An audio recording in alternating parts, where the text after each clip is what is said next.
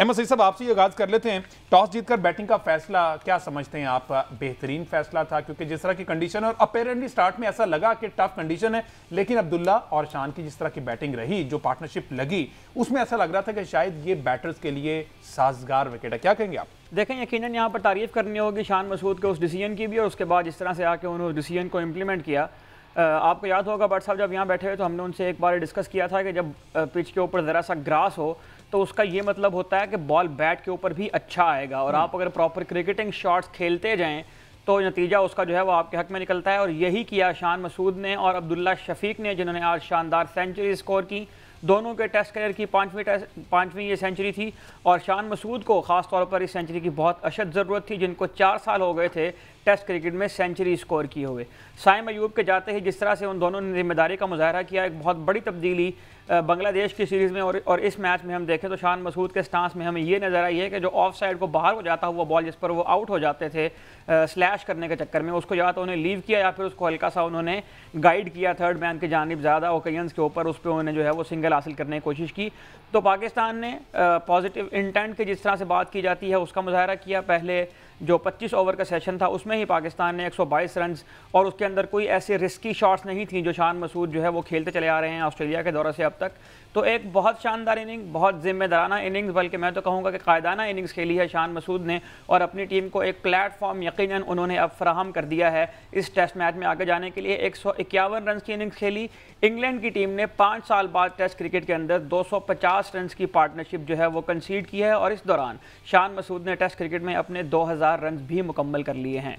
अच्छा आकिब, साइम अयूब जिसे connection camp में जनाब बड़ी अहमियत दी गई, उनको सीनियर खिलाड़ियों के साथ बिठाया गया, वहाँ पर मैनेजमेंट भी, सिलेक्टर्स भी, तमाम लोग मौजूद थे। वहाँ पर पहले सवाल उठने लगे कि साइम अयूब की वहाँ पर मौजूदगी इटसेल्फ एक बहुत बड़ा क्वेश्चन मार्क है।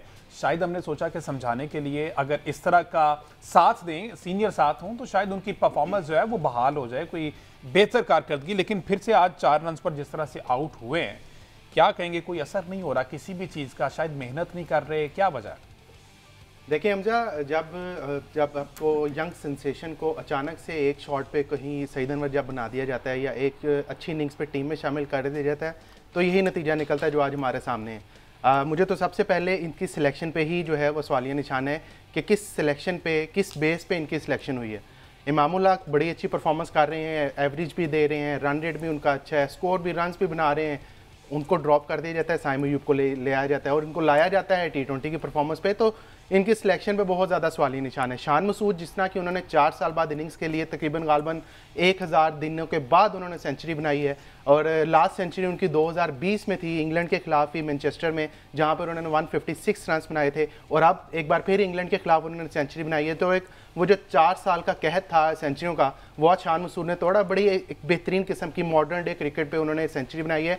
और पिच का जिस तरह का वो कह रहे थे कि यार यहाँ मुल्तान में भी एक मुल्तान रोड खुल गई है, लेकिन वो ठोकर वाली मुल्तान रोड नहीं है, वहाँ पे जो है वो उस स्टेडियम की रोड, जो कहने को अभी पहला दिन है, वहाँ लग रहा है कि वहाँ पे उन्होंने खेली। इसके साथ अब्दुल्ला शफीक की अगर सेंचुरी की बात करें तो वो बड़ी शानदार थी, बड़ी जानदार थी, और उनको मेरा ख्याल है शान मसूद से ज़्यादा सेंचुरी की ज़रूरत थी, क्योंकि जिस तरह का कोचिंग स्टाफ उन पे कॉन्फिडेंस दे रहा है अब्दुल्ला शफीक को, और जेसन गिलेस्पी जिस तरह उन पे जो है वो रिलाई करते हैं कि he is the most technical sound batsman in the playing 11 right now after Babar, तो मुझे लगता है कि उनको ज़्यादा ज़रूरी थे यहाँ पे 101 रन। लेकिन जब 50 ओवर्स तक हमारा स्कोर बड़ा अच्छा जा रहा था, तकरीबन हम 4.5 की एवरेज से जो है वो रन रेट से जो है वो स्कोर कर रहे थे, लेकिन इकट्ठी 2 विकेटें गिरी, अब बाबर आजम आउट हो गया। वो फिर जब दिन का आखिर चल रहा है तो ऐसा लग रहा है एक नॉर्मल दिन था, इसमें कोई एक्स्ट्रा ऑर्डिनरी चीज़ नहीं हुई। शुरू में लग रहा था कि शायद पाकिस्तान कुछ एक्स्ट्रा ऑर्डिनरी कर दे, पहले दिन 400 बना दे या 450 कर दे, लेकिन 2 बैक टू बैक विकेटें गिरने के बाद और अब जो है बाबर आजम के आउट होने के बाद दोबारा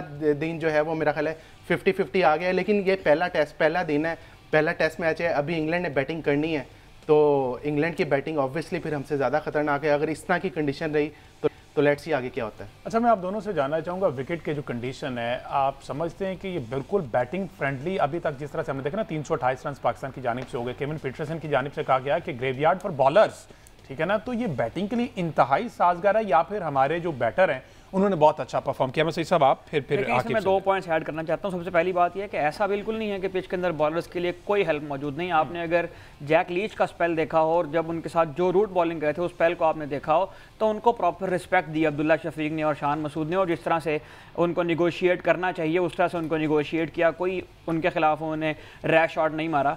शुएब बशीर एक ऐसे बॉलर थे कि जो नौजवान हैं, यंग हैं, उनके ऊपर आते ही उन्होंने अटैक किया ताकि प्रेशर को शिफ्ट किया जाए। तो ऐसा बिल्कुल नहीं है कि इस पिच के अंदर बॉलर्स के लिए कुछ भी नहीं है। एक तो दूसरी बात यह है कि ये चूँकि इंग्लैंड का भी अंडर कुक, एक यूँ कह लीजिए कि एक अंडर कुक किस्म का बॉलिंग अटैक है, और ये सारे लड़के तकरीबन नए हैं क्रिकेट के अंदर। एक वोक्स जो हैं वो तजर्बा रखते हैं। उसके अलावा तो तमाम लोग, शुएब बशीर की बात करें, एटकिंसन की बात करें, ब्रायडन कार्स का भी जो है वो डेब्यू हुआ है। और बेसबॉल की जो लोग बहुत ज़्यादा तारीफ़ करते हैं वो इस बात को भी याद रखें कि बेसबॉल जब भी इंग्लैंड से बाहर निकला है, सिवाय पाकिस्तान के जो पिछले उन्हें क्लीन स्वीप किया पिछले साल, उसके अलावा बेसबॉल जहाँ भी गया है वहाँ पे बेसबॉल के साथ यही हुआ है कि जो ज़रा सी कंडीशन बदली तो वहाँ पर उनको मार पड़ना चाहिए। तो चैलेंजिंग कंडीशंस हैं बॉलर्स के लिए, लेकिन ऐसा बिल्कुल नहीं है कि बॉलिंग के लिए इसमें हेल्प नहीं है। अगर आप लाइन और लेंथ को कंसिस्टेंट हिट करेंगे तो आपको विकेट्स भी मिलेंगी। ठीक है। अच्छा, मीनवेल मैं आपको बता दूं कि 328 पे जनाब स्टंप्स हो गए हैं और 4 खिलाड़ी आउट है। नाइट वॉचमैन जो नसीम शाह आए थे, 3 बॉल्स उन्होंने खेली। अच्छा आकिब, जिस तरह से हमने देखा कि इससे पहले भी इंग्लैंड के बहुत से खिलाड़ी हैं जिनके वो पाकिस्तान पे बहुत से कमेंट्स करते हैं, बहुत सी ट्वीट करते हैं। मेरा ख्याल माइकल वॉन, हाँ माइकल वॉन की तो हफीज साहब के साथ चलती रहती है। बहरहाल अभी जो पीटरसन ने किया है, समझते हैं इस तरह के ट्वीट जो हैं सिर्फ डिस्ट्रैक्ट करने के लिए होता है? देखिए Hamza, it's a beauty of game. मैं समझता हूँ ये इधर से भी चीज़ें होती हैं। इंडिया में जब जाती है इंग्लैंड की टीम, वहाँ पे भी इस तरह की चीज़ें होती हैं। जब एशिया सीरीज उठा के देख लें, वहाँ पे जो है ऑस्ट्रेलियन मीडिया भी लगा होता है, एक्स क्रिकेटर्स भी लगे होते हैं। तो मैं समझता हूँ it's a beauty of game. इस तरह की चीज़ें होती रहनी चाहिए, फिर पता चलता है ना बंदा किस काबिल है, वरना कितना पता चलेगा केविन पीटरसन कौन है या माइकल वॉन कौन है। तो लेकिन जब जितना ये बात अभी कर रहे हैं बेसबॉल की, और ये जो पहला दिन था, अभी टू अर्ली टू से है। अभी मुल्तान की हमें हमेशा हिस्ट्री यही रही है, ये चौथे 5वें दिन जाके पिच डेटोरेट करती है, उसके बाद पता चलता है इस पिच में क्या होना है। और स्पेशली जब आप पाकिस्तान की क्रिकेट टीम खेल रही हो जो जीरो से अचानक हीरो बन जाती है और हीरो से अचानक जीरो बन जाती है, फिर इंग्लैंड की टीम जो एक ही दिन में 500 कर जाती है और एक ही दिन में 125 पे आउट हो जाती है। तो पहला दिन है, 328 रन बनाए पाकिस्तान ने। आप देखते हैं जब, क्योंकि पाकिस्तान की जब अगर जिस तरह अहमद ने बताया कि इस पिच पे बॉलर्स के लिए कुछ चीज़ें हैं, लेकिन अब इन चीज़ों को यूटिलाइज करना है पाकिस्तान के बॉलर्स ने। शाहीन शाह अफरीदी ने यूटिलाइज करना है, नसीम शाह ने करना है, इब्रार अहमद ने करना है, आमिर जमाल ने करना है। अगर वो इस चीज़ को यूटिलाइज नहीं कर पाएंगे तो मेरा ख्याल है ये जो 4.5 की रन रेट के हम शान मसूद और अब्दुल्ला शफीक कह रहे थे, इसी रन रेट से ज़्यादा जो है वो आपके ओली पॉप भी खेलेंगे, जैक क्रॉली भी खेलेंगे, बेन डकट भी खेलेंगे। तो ये हमें जो है वो माइंड में रखना चाहिए कि इंग्लैंड आपके पास हार्डर तरीके से आएगा, आपको सांस लेने का मौका नहीं देगा। आपने खुद निकालना है सांस कैसे लेना है, वो जिस तरह से अटैकिंग क्रिकेट खेलते हैं। माइकल वॉन ने इस किस्म के एक ट्वीट इंडिया के इंतजार कर गई थी और वहां भी उनकी टीम हार गई थी।